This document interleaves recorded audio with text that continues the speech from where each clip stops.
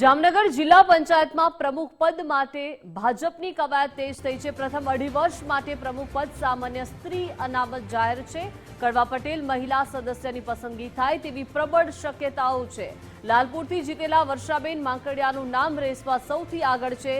તે ભીખુભાઈ દલસાણિયાના સંબંધી મયુરીબેન પણ પ્રબળ દાવેદાર માનવામાં આવી રહ્યા છે। સિનિયોરિટીના નાતે સત્તા પર બેઠકના અંકિતાબેન સુતરિયા પણ ચર્ચામાં છે। ખારવા બેઠકના રંજનબેન ભીમાણી પણ પ્રમુખ પદની રેસમાં સામેલ છે। વિધાનસભા અને તાલુકાના સમીકરણોને ધ્યાનમાં રાખીને આખરે નિર્ણય લેવામાં આવશે, પરંતુ અત્યારે આ 4 નામ ચર્ચામાં છે।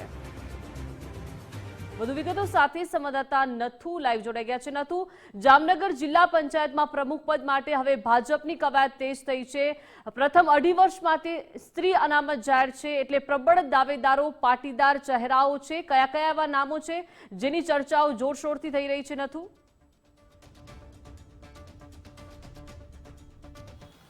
જી બિલકુલ થી જામનગર જે જિલ્લા પંચાયતમાં ભાજપે ક્વીનશીપ કર્યા બાદ હવે જે પ્રમુખ પદના ઉમેદવારને લઈને અટકળો શરૂ થઈ ગઈ છે। તેમાં પણ પ્રથમ જે અઢી વર્ષ છે તે સ્ત્રી અનામત માટે રાખવામાં આવ્યું છે, એટલે કે કોઈ સ્ત્રી ઉમેદવારમાંથી પસંદગી કરવામાં આવશે। તો આ સ્ત્રી ઉમેદવારની પસંદગી લઈને રાજકીય પંડિતોની વાત કરવામાં આવે તો તે ગણતરી માંડી રહ્યા છે કે કડવા પાટીદાર માટે જે ચૂંટાયેલા સદસ્યો છે, મહિલાઓ છે, તેમાંથી પસંદગી થશે અને 4 ચહેરાઓ છે કે જેનું નામ મોખરે આવે છે। તો પ્રથમ વાત કરવામાં આવે તો લાલપુર બેઠક પરથી ચૂંટાયેલા વર્ષાબેન માંકડિયા છે તેનું પ્રથમ નામ આવી શકે, કારણ કે જો 2027ના સમીકરણોની વાત કરવામાં આવે વિધાનસભાની ચૂંટણીને લઈને તો લાલપુર જે બેઠક છે તે જામજોધપુર વિધાનસભામાં આવે છે અને આ વિધાનસભા બેઠક હાલ જે છે આપને ફાળે છે।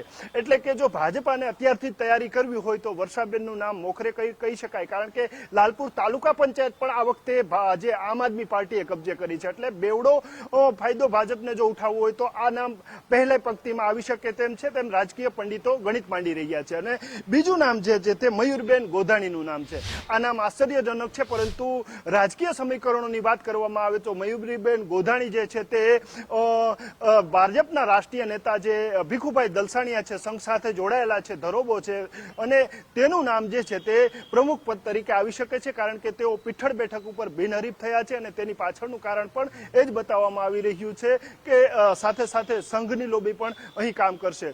તો ત્રીજું નામ આવે છે તે જે છે તે રંજનબેન ભીમાણી, કે રંજનબેન ભીમાણી જે છે જામનગરની ખારવા બેઠક પરથી આવે છે। તેનું ફેમિલી બેકગ્રાઉન્ડ છેલ્લા 3 દાયકાથી ભાજપ સાથે જોડાયેલું છે અને આ ગત ટર્મમાં પણ તેઓના પતિ જે છે તે જિલ્લા પંચાયતમાં સદસ્ય હતા। હવે ચોથું નામની વાત કરવામાં આવે તો જામજોધપુરનું જે સત્તા પર બેઠક છે તેમાંથી આવે છે જે નામ છે જે અંકિતાબેન સુતરિયા, કારણ કે તેના પતિ આ ગત ટર્મમાં જે છે તે સદસ્ય હતા અને સાથે સાથે જામજોધપુર બેઠક એટલે કે ફરી વાત ત્યાં જ આવે છે કે વિધાનસભા જે છે ચૂંટણી છે જેના સમીકરણો ગણવામાં આવે 2027ના, તો જે અંકિતાબેન છે તેને પણ આ પ્રમુખ પદ અઢી વર્ષ માટે આપી શકે છે। એટલે કે ભાજપા વધુ મજબૂત બનવા માટે જે છે આ 4 મહિલાઓમાંથી એકની પસંદગી કરે તેવા અત્યારે હાલ ગણિત મંડાઈ રહ્યા છે। જી નથુ, આભાર વિગત સાથે જોડાયા તે બદલ।